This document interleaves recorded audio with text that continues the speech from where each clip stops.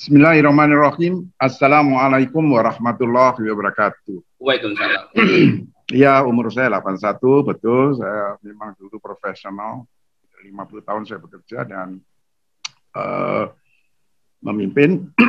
Kemudian saya mengarang 13 buku. Setelah saya pensiun itu saya nulis buku, terutama yang berkaitan dengan leadership dan culture. Oke. Kompetensi CEO di era kompetisi global. Jadi begini, menurut hemat saya, kompetensi CEO masa kini harus memenuhi persyaratan tertentu. Mari kita pakai ukuran. Kalau BUMN, ya pakai ukuran BUMN. Berdasarkan surat edaran Menteri BUMN S5 DSI MBUA 10 20 Oktober tahun 2020 tentang standar kompetensi direksi badan usaha milik negara. Nah, ada dua kelompok besar. Yang pertama adalah seorang CEO harus menguasai leading business yang meliputi kemampuan untuk digital leadership, global business savvy, customer focus, business strategic partnership, strategic orientation, driving execution, dan driving innovation. Itu leading bisnisnya. Tapi dia harus leading people. Nah, people-nya apa menurut konsep dari Menteri BUMN? Ada 3. You have to develop organization capabilities, you have to lead the change, and you have to manage the diversity. Next. Berikutnya, sesuai dengan pengalaman empirik saya dalam memimpin beberapa lembaga termasuk dunia perbankan lebih dari 50 tahun, seorang CEO dan anggota direksinya harus memiliki akhlak mulia dalam wujud karakter unggul. Supaya nggak terjadi kejadian di mana orang-orang yang sudah begitu dihormati, begitu melalui pemilihan umum, dipilih presiden menggunakan uang negara dengan tidak malu.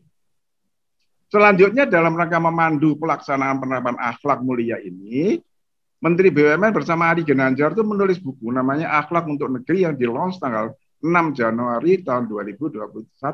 Next. Nah, beberapa kutipan yang menarik adalah Pak Erick Thohir mengatakan akhlak perlu menjadi pilar utama dalam pembangunan karakter sebuah organisasi. Jadi saya menekan karakter. Ini betul-betul soft skill, spiritual karakter. Bahkan Pak Thohir bilang Indonesia nggak kekurangan orang-orang pandai, hanya kompetensinya yang harus ditingkatkan. Dan kompetensi itu kalau buat saya, beliau mengatakan harus punya core value. Kalau saya core-nya harus tadi kembali ke karakter. Nah, siapa ya pelaksana perusahaan? Manusia. Siapa manusia dalam perusahaan? Next. Saya menggunakan pendekatan dari Konosuke Matsushita, Taikun Jepang tahun 1930-an. Ini selalu saya uraikan kalau saya mengajar di beberapa universitas, di UGM, di UI, semua. Di Muhammadiyah, semua saya buka ini, di SESPI Bank. Bahwa Konosuke mengatakan, first we have to make people, then make product. First we make people, and then make product. Kenapa? Teman saya namanya Krishna Wijaya dulu juga direktur di BRI mengatakan, because asset only make possibilities, people make it happen. Itu penting. Nah, contoh Indonesia. Orang Eropa bilang apa? Indonesia aja kalau ada surga di dunia ya Indonesia ini.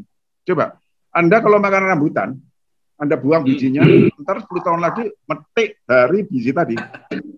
Nggak usah dipupuk. Ayo. Mana buah yang tidak ada sepanjang tahun di negara yang terhormat ini yang sekarang begitu bodohnya kita sampai-sampai dikeduk orang. Oke? Ikan, 70 tahun ikan kita dirampok. Kita diem aja sampai namanya Susi Pujiastuti meledakkan kapal. Baru kita bangun. Itu nggak habis-habis tuh ikan kita. Mungkin karena inilah kita malas. Nah, itu nggak, jangan. Karakter kita nggak boleh malas. Anda lihat sekarang. The next future of energy is not again fossil, minyak bukan, tapi baterai. Apakah baterai dibuat dari apa? Lithium. apa namanya itu bahan baku lithium apa? Nikel. Siapa yang punya nikel? Indonesia. Sana loh di tanah tumpah darahnya Kartini Seli yang ikut ini di Sulawesi sana, dan itu diperebutkan. Oke? Tapi makanya Jokowi nggak mau ekspor. Dia mengundang orang untuk memproduksi ini. Jadi yang perlu diingat manusia di dalam organisasi perusahaan, mencapai tujuan perusahaan, pertanyaannya SDM seperti apa yang paling penting? Menurut saya, pemimpin yang berkarakter unggul, yang adapt terhadap perubahan, termasuk teknologi. Next. Next. Menurut seorang pakar manajemen di pertengahan abad ke-20, sebelumnya begini, apa sih memimpin itu? Maknanya itu apa sih? Kalau saya pakai selama memimpin, saya menggunakan referensi dari Khulafaur Rasyidin, 4 khalifah setelah Rasulullah SAW meninggal. Abu Bakar As-Siddiq, Umar ibn Khattab, Utsman bin Affan, Ali bin Abi Thalib. Apa beliau katakan? Memimpin adalah kewajiban amanah, bukan hak. Pegang ini, ini yang saya pegang. Amanah dari siapa? Hablum minallah, amanah dari Allah Subhanahu wa taala. Maka jangan main-main. Hablum minanas, amanah dari pemimpin organisasi di atas kita. Nah, orang-orang yang memakai sikap ini pada waktu dia diletakkan jabatan, dia tidak kena penyakit yang di kamus bahasa Inggris pun nggak ada. Namanya apa? Post-power syndrome. Saya mimpin sebagai direktur bank 14 tahun, saya pensiun itu nggak apa-apa itu. Enak, tambah sekolah lagi. Di sekolahnya Pak Giarto itu UGM. Karena itu amanah. Kalau itu hak, itu milik. Kalau milik, kehilangan, nangis. Gitu loh.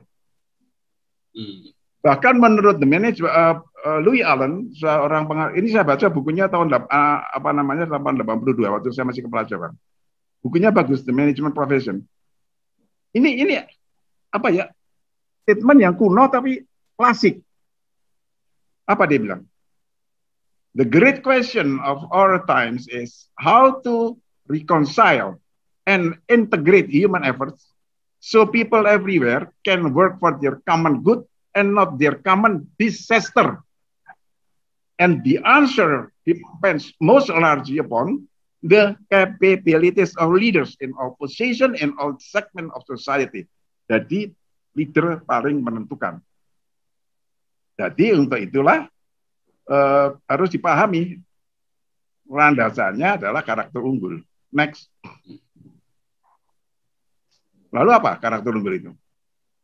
Untuk mampu memimpin dengan berhasil diperlukan karakter unggul. Kan enak ya perlu saya ini sebagai senior citizen ya berjuang mati-matian. Saya pernah hidup di zaman perang kemerdekaan kok. Lihat menteri-menteri gemblung yang pada ngambil duit negara itu kan sakit hati ini. Karena enggak, karakter itu watak, sifat batin yang memengaruhi segenap pikiran, perilaku, budi pekerti, dan tabiat yang dimiliki manusia atau makhluk hidup lainnya. Itu dimensi operasional. Sedemikian penting makna karakter dalam suatu lembaga untuk pribadi adalah begitu kuat sampai salah satu akademi militer di Belanda, akademi yang katakan namanya Koninklijke Instituut de Marine, mengatakan dalam bahasa Belanda, kennis is macht. Karakter Ismir. Ilmu pengetahuan itu kekuatan, tetapi yang lebih utama adalah karakter. Untuk itu, saya mengadakan suatu pendekatan, mencoba mengumpulkan Janjano karakter itu apa sih? Saya menemukan ada 9. Ya. Diawali dengan pokok takwa. Kalau udah takwa itu, keturunannya apa? Budi pekerti luhur. Rasa kasih sayang. Dia punya rasa rendah hati. Dia dermawan, dia integritasnya tinggi, termasuk dapat dipercaya jujur, dan dia berani mengambil keputusan karena berani. Tidak cukup, dia punya semangat tinggi dan punya disiplin dan kehormatan. Itu. Apakah saya masih boleh terus, Pak? Pak. Baik, next. Saya hanya ingin bahas yang terakhir, disiplin. Kemampuan untuk menjaga perilakunya agar selalu bergerak di domain positif. Perilaku positif adalah perilaku hati-hati dalam usahanya menjaga agar tidak merugikan dirinya sendiri, orang lain mau lembaga, tidak mengundang kemurkaan Allah. landasannya dua, Anda harus disiplin dan terhormat. Penjabarannya next. Tuh ngajar koyo Melayu kayak gini. Ya. Disiplin ada tiga. Pertama, menghormati waktu, tepat waktu, satunya kata dengan perbuatan. Dua, administrasi. Biasakan mencatat apapun yang Anda anggap penting. Jangan malas mencatat. Ketiga, rajin-rajinlah memonitor apa yang Anda rencanakan. Perlu disadari. Menurut pengalaman saya, disiplin itu sunatullah. Disiplin adalah keniscayaan Allah. Di mana perlu dicatat. Kalau Allah tidak disiplin, seluruh galaksi tabrakan. Jadi kalau Allah disiplin, ente emang siapa kalau nggak disiplin? Disiplin didukung oleh kehormatan. Next. Nah, pertama, hormatilah dirimu sendiri. Dari agama yang saya anut, manusia itu diciptakan dengan penuh kemuliaan oleh Allah. Sampai seluruh makhluk ribuan tahun sebelum itu disuruh nyembah. Kecuali iblis. Nah, makanya kalau khotbah Jumat, para hadirin yang dimuliakan Allah, itu bukan kata-kata kosong. Memang iya. Kalau Allah memuliakan Anda, dan Anda tidak menghormati diri sendiri, mohon maaf. You are a professional, not a beggar. Kedua, hormati keluarga, pasangan, anak, orang tua, mertua. Anak harus dihormati. Kecuali pasangan. Profesi, rekan, atasan, bawahan. Hormati lembaga yang terakhir. Siapa? Pertama, lembaga keluarga. Anda tidak selingkuh, bukan karena takut agama, peraturan, nggak penting. Anda menghormati pasangan Anda. Jangan selingkuh. Maaf, yang selingkuh berhenti. Kedua, hormati perusahaan di mana Anda bekerja atau instansi.